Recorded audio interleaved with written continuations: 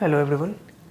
आज हम लोग रेडियो एक्टिविटी जो न्यूक्लियर फिजिक्स हम मॉडर्न फिजिक्स में पढ़ रहे थे उस चैप्टर को अब थोड़ा सा आगे लेकर के चलते हैं। पिछले 2-4 दिनों से थोड़ा सा इंटरनेट का प्रॉब्लम हो गया था इस एरिया में, तो उसको लेकर हम वीडियो अपलोड नहीं कर पा रहे थे। अब सब ठीक है और अब आपको कंटिन्यूसली वीडियो भी मिलता रहेगा हमारा। तो माय डियर स्टूडेंट्स, अब हम लोग स्टार्ट करते हैं सक्सेसिव डिसइंटीग्रेशन। ठीक है, सक्सेसिव डिसइंटीग्रेशन जो है इसका क्या मतलब होता है।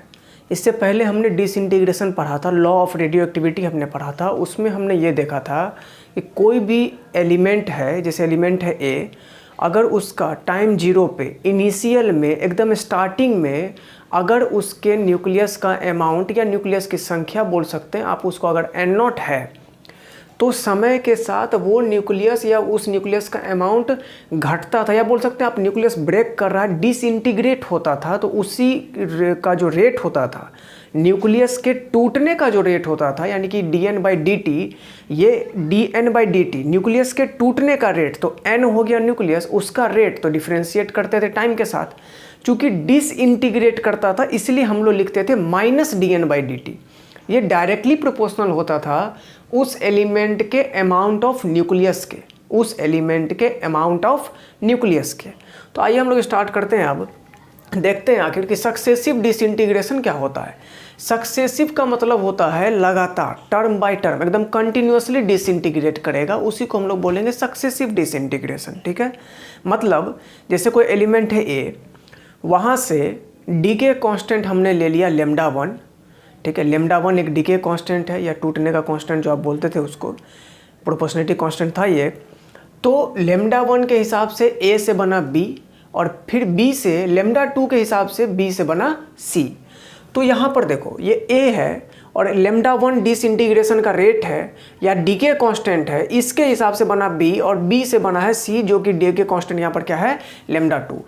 तो सक्सेसिव डिसइंटीग्रेशन का मतलब होता है कंटिन्यू, एक एलिमेंट टूट के दूसरा बना, फिर दूसरा बन के दूसरा टूट के तीसरा बना, फिर तीसरा टूट के चौथा बन जाएगा। इस टाइप को हम लोग बोलते हैं सक्सेसिव डिसइंटीग्रेशन। इस सक्सेसिव डिसइंटीग्रेशन से क्वेश्चन जो है वो बहुत ही कम पूछा जाता है, रेयर केस प्रॉब्लम उठेगा, स्पेशली जेईई मेन में और नीट में इसमें थोड़ा सा चांस कम है, लेकिन हाँ एडवांस में इसका चांस बहुत बढ़िया है, एडवांस में इससे क्वेश्चन उठ के आते हैं। ठीक है, अब यहाँ देखिए इसमें क्या लिखा हमने डेफिनेशन लिखा, when element A disintegrates into element B, जब एलिमेंट ए डिसइंटीग्रेट करता है, टूट रहा है इनटू एलिमेंट बी में, यानी कि ए से बी बन रहा है जब डीके कांस्टेंट λ1 है, फर्दर एलिमेंट बी, इसके साथ ही जैसे ए से बी बना और इसी के साथ बी से क्या बन जाएगा, सी बन जाएगा, बी इन डिसइंटीग्रेट हो जा रहा है सी में। तो इस टाइप के इंटीग्रेशन को then such disintegration is called successive disintegration. यहाँ देखो डिसइंटीग्रेशन, यहाँ पर डैश लगाया हुआ है, ये ऑन जो शब्द है, ये जो ऑन जो ओ और एन जो लेटर है, इस लेटर को आप इसी वर्ड के साथ लिखेंगे डिसइंटीग्रेशन। यहाँ स्पेस नहीं था इसलिए हमने इधर लिखा है। अब यहाँ देखिए, अगर आपको ए का कोई रेट पूछता है, रेट ऑफ डिसइंटीग्रेशन, तो आप क्या लिखिएगा, -dA/dt, या बोल सकते हैं -dNA/dt। या देखो अगर इसका न्यूक्लियस का अमाउंट हम लोग अगर आप n1 ले लेते हैं तो, या इसका न्यूक्लियस का अमाउंट n1 लीजिएगा या na ले लियो, कोई दिक्कत नहीं। तो -dN1/dt इक्वल टू क्या हो गया, λ1 इंटू λ, हमने ऐसा पढ़ा था, -dN/dt, यानी कि न्यूक्लियस के अमाउंट का rate of disintegration of nucleus, तो न्यूक्लियस n, इसका रेट, तो इसको डिफ्रेंशिएट कर दो टाइम के साथ, डिसइंटीग्रेट तो माइनस लगेगा। ठीक, ये डायरेक्टली प्रोपोर्शनल था नंबर ऑफ न्यूक्लियस के, यानी कि n के। अगर यहाँ से आप प्रोपोर्शनलिटी को हटा करके इक्वल टू का साइन लाते हैं तो आपको एक decay constant, proportionality constant introduce करना पड़ता था, इसलिए लिखते थे लैम्डा। अब यहाँ देखो, यहाँ हमने लिखा है n1 और यहाँ हमने लिखा है na। ये जो n1 लिखो, आप चाहें तो इसी n1 के जगह पे na भी लिख सकते हैं, और आप चाहें तो इसी n2 के जगह पे चाहें तो nb भी लिख सकते हैं, इससे कोई दिक्कत नहीं।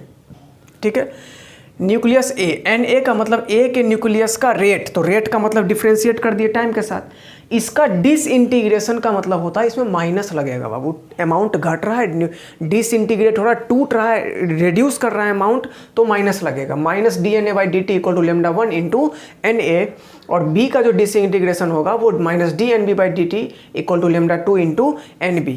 यहाँ लेमडा 2 क्यों और यहाँ पर लेमडा 1 क्यों? तो ये A का डिसइंटीग्रेशन है और A से B बनने का जो रेट है उसके लिए डीके कांस्टेंट लेमडा 1 है और B से C के लिए डीके कांस्टेंट लेमडा 2 है।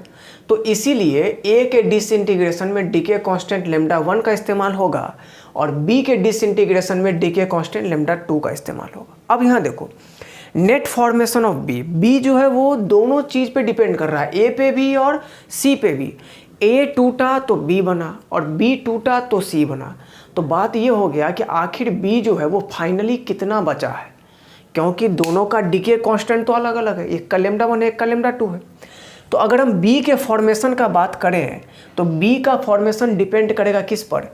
A के टूटने पर और B के खुद के टूटने पर, या बोल सकते हैं C के फॉर्मेशन पे। फिर से समझिए, अगर B का नेट फॉर्मेशन आप देखें कि B आखिरकार फाइनली आपके पास कितना बचा, कितना न्यूक्लियस बचा है B का, तो इसके लिए आपको A का डिसइंटीग्रेशन देखना है। A टूटेगा तभी B बनेगा, A टूटा तो B बना, ठीक है। तो अगर इसका फाइनल अमाउंट आप देखना चाहते हैं तो ये देखिए कि A कितना टूटा है और C कितना बना है, या दूसरा तरीका A कितना टूटा है और B कितना टूटा है, क्योंकि B टूटेगा तभी तो C बनेगा, है ना। मान लीजिए यहाँ A टूट करके 10 ठो न्यूक्लियस B का बना दिया, ठीक है, और B क्या किया, 10 न्यूक्लियस हो गया था, फिर उसमें से 5 न्यूक्लियस टूट करके C बना दिया। तो इसके पास फाइनल अमाउंट कितना बचा? 5 ही बचा। A 10 न्यूक्लियस टूटा था, 10 न्यूक्लियस ये बनाया था, A टूट के 10 न्यूक्लियस B बनाया था, और B जो है वो 5 न्यूक्लियस टूट के C बनाया। तो A के टूट के 10 आया था और फिर B टूट के 5 को C बना दिया, तो 5 ही ना बचा। तो यहाँ पर अगर net rate formation of B का देखें आप, तो rate of disintegration of A का देखेंगे, A के टूटने का rate minus rate of disintegration of B देखेंगे कि B किस हिसाब से टूटा। या इसी के जगह पे ये जो rate of disintegration of B है, आप चाहें तो यहाँ पर rate of formation of C भी लिख सकते हैं। फिर से समझिए, rate of disintegration of B के जगह पे अगर आप चाहें तो rate of formation of C भी आप लिख सकते हैं, ठीक है। तो यहाँ से देखो, rate of disintegration of A कितना है, तो लेमडा 1 इंटू NA, ये रहा, ठीक है। Rate of disintegration of B कितना है, तो लेमडा 2 इंटू NB, क्लियर है। तो इस तरह से आप B का जो मिडिल अमाउंट है, इसका final formation, net formation amount जो है वो कितना अमाउंट बना है, वो टोटल अमाउंट, फाइनल अमाउंट आप फाइंड आउट कर सकते हैं। अब यहाँ समझिए, अगर इक्विलिब्रियम होता तो क्या होगा। इक्विलिब्रियम का मतलब ये हुआ कि यहाँ से यहाँ टूटना और यहाँ से यहाँ टूटना, दोनों का इक्विलिब्रियम, मतलब ये जितना टूट रहा है उतना ही ये इधर से टूट के चला जा रहा है। मतलब A टूट करके जितना B बनाया उतना ही B टूट करके C बना दिया, मतलब B के पास कोई अमाउंट खासा बच रहा नहीं है, ठीक है। अगर इधर से 10 न्यूक्लियस टूट के आया है तो ये भी अपना 10 न्यूक्लियस उधर फॉर्मेशन कर दे रहा है, तो इक्विलिब्रियम में है, ठीक है। इक्विलिब्रियम का मतलब ये नहीं होता है कि उसका अमाउंट जो है वो एक फिक्स हो जाएगा या कांस्टेंट, वो बात नहीं है। इक्विलिब्रियम का मतलब हुआ कि एक टाइम पे जाके कांस्टेंट हो जाएगा। जैसे मान लीजिए 50 न्यूक्लियस B के इक्विलिब्रियम पॉइंट है कि B के पास जब 50 न्यूक्लियस हो जाएगा तो B इक्विलिब्रियम में आ गया। इसका मतलब ये हुआ कि 50 न्यूक्लियस जैसे ही इसका पुर गया, उसके बाद अगर आप A से 5 न्यूक्लियस निकाल के और देते हैं तो इसको ये क्या करेगा, तुरंत उस 5 न्यूक्लियस को C में भेज देगा, ठीक है। मान लीजिए B जो है उसका इक्विलिब्रियम पॉइंट 50 न्यूक्लियस पर है, तो जैसे ही B का 50 न्यूक्लियस पुड़ जाता है बाबू, तो A का आप जैसे ही A से 5 न्यूक्लियस और दीजिएगा तो B रखेगा नहीं, ठीक है, क्योंकि वो इक्विलिब्रियम पॉइंट पे आ चुका है। B क्या करेगा, तुरंत उस 5 न्यूक्लियस को ट्रांसफ़र कर देगा किसमें, C में। यही होता है डिसइंटीग्रेशन, क्लियर है। अब यहाँ समझो क्या करेंगे, इक्विलिब्रियम होगा तो ये वाला और ये वाला, ये दोनों A का टूटना और B का टूटना, या A का टूटना और C का फॉर्मेशन, दोनों क्या होना चाहिए, बराबर होना चाहिए। तो लेमडा 1 NA बराबर होगा किसके, लेमडा 2 NB के। तो अगर आप लेमडा 1 बाई लेमडा 2 निकालते हैं तो आप NB बाई NA लिखेंगे, और यही अगर आप इसको मीन लाइफ में रिप्रेजेंट करना चाहते हैं तो आप यहाँ लिख सकते हैं tau B upon tau A। और मीन लाइफ के बारे में हमने बताया था कि मीन लाइफ जो है वो हाफ लाइफ से 44% क्या होता है, ज़्यादा होता है, 1.44 1.44 1.44 गुना ज़्यादा होता है हाफ लाइफ से, ठीक है, टी हाफ से अर्ध जीवन काल, जिसको आप हिंदी में बोलते हैं। अब यहाँ देखिए बाबू, application of radio active isotopes. किसी भी एलिमेंट का बहुत सारा आइसोटोप्स होता है। आइसोटोप्स का मतलब हुआ ऐसे स्पेसीज जिसका एटॉमिक नंबर सेम होगा और मास नंबर डिफरेंट होता है, उसी को हम लोग आइसोटोप्स बोलते हैं। तो बहुत सारे ऐसे रेडियो एक्टिव आइसोटोप्स हैं जिनका इस्तेमाल हमारे डेली लाइफ में हो रहा है, ठीक है। जैसे मेडिकल साइंस में इसका इस्तेमाल कहाँ कहाँ है। अगर आप ब्लड टेस्ट कराने जाते हैं तो क्रोमियम 51, क्रोमियम का अगर आप ऐसे देखें तो क्रोमियम जो होता है उसका बहुत सारा आइसोटोप्स है, जैसे क्रोमियम 52 भी होता है। तो 51 का इस्तेमाल मेडिकल साइंस में होता है ब्लड टेस्टिंग के लिए।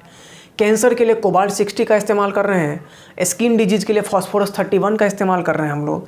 फिर अगर आपके थायराइड ग्लैंड में अगर कोई फॉल्ट है उसके टेस्टिंग के लिए हम लोग इस्तेमाल करते हैं रेडियो आयोडीन 131 रेडियो आयोडीन 131 का इस्तेमाल जो है, ये सब रेडियो एक्टिव एलिमेंट्स हैं, आइसोटोप्स हैं एलिमेंट्स के, जिसका इस्तेमाल मेडिकल साइंस में आज के डेट में हो रहा है। एग्रीकल्चर में अगर आप देखें तो आर्टिफिशियल रेन के लिए आप AgI सिल्वर आयोडाइड का इस्तेमाल कर रहे हैं। फर्टिलाइजर्स में आप फॉस्फोरस 32 का इस्तेमाल कर रहे हैं।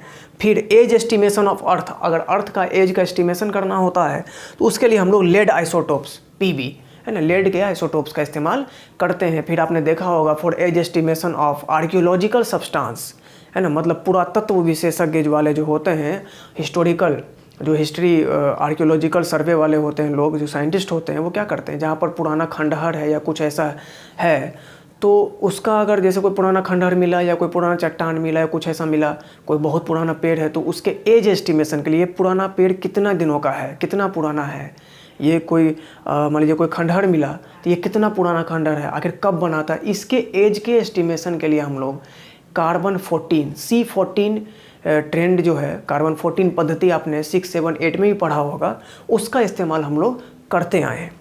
तो ये कुछ रेडियो एक्टिव आइसोटोप्स है जिनका इस्तेमाल हम लोग डेली लाइफ में भी कर रहे हैं, एग्रीकल्चर में भी कर रहे हैं, और एज एस्टिमेशंस के लिए भी, उम्र का पता करने के लिए भी, है ना, कितना पुराना चीज़ है इसके उम्र का ज्ञात करने के लिए भी हम लोग उसका इस्तेमाल कर रहे हैं।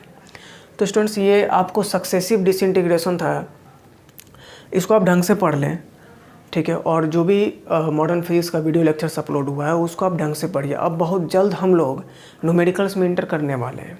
2 से 3 लेक्चर और न्यूक्लियर फिजिक्स आपका ख़त्म है, बस इसमें एक न्यूक्लियर रिएक्टर मैं नेक्स्ट लेक्चर में आपको पढ़ाऊंगा, और न्यूक्लियर रिएक्टर पढ़ाते ही समझ लिए आपका न्यूक्लियर फिजिक्स भी जो है वो ख़त्म हो जाएगा।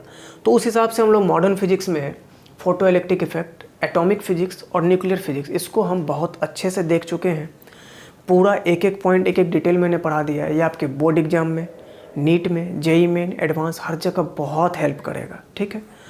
और अब हम लोग बहुत जल्द प्रॉब्लम में घुसेंगे। न्यूमेरिकल्स में हम लोग JEE मेन, एडवांस के बहुत सारे क्वेश्चंस को करेंगे। उसके लिए भी वैसा ही ट्रेंड रखा जाएगा, या फिर कुछ हो सकता है न्यूक्लियर प्रॉब्लम के लिए कुछ टेक्निक बदला जाए।